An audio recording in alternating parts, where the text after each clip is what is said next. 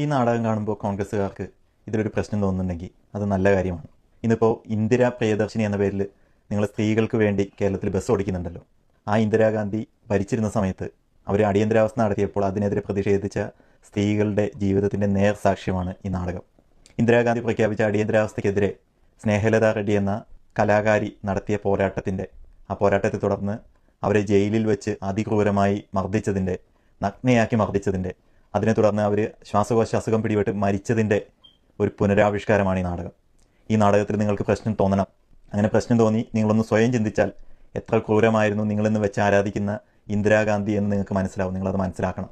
അത് മനസ്സിലാക്കി കഴിഞ്ഞാൽ പുതിയ കാലത്തെ ഇന്ദിരാഗാന്ധിമാർ, സോഷ്യൽ മീഡിയയിൽ ഉൾപ്പെടെ അഭിപ്രായ സ്വാതന്ത്ര്യത്തെ അടിച്ചമർത്തുന്ന നവകാല ഇന്ദിരാഗാന്ധിമാർ എന്താണ് ചെയ്യുന്നതെന്ന് നിങ്ങൾക്ക് മനസ്സിലാവും. നിങ്ങളൊക്കെ ഈ നാടകം ഇനി അടുത്തത് ഏത് വേദിയിൽ പ്രദർശിപ്പിച്ചാലും അവിടെ പോയി ആ നാടകം കാണണം.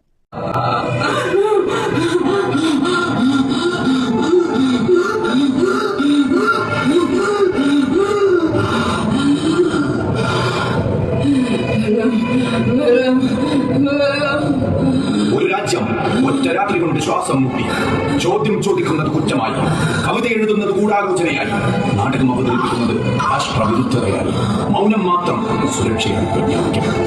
ആ രാത്രിയിൽ ആയിരക്കണക്കിന് മനുഷ്യരെ വാറണ്ട് പോലുമില്ലാതെ വീടുകളിൽ നിന്നും വലിച്ചിഴച്ച് ജയിലിൽ വെച്ചു.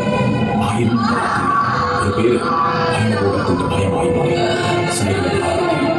നാടക പ്രവർത്തക, എഴുത്തുകാരി, രാഷ്ട്രീയ പ്രവർത്തക, അവരുടെ ശബ്ദം അത് ഭരണകൂടത്തിന് സഹിക്കാൻ കഴിയുമായിരുന്നില്ല.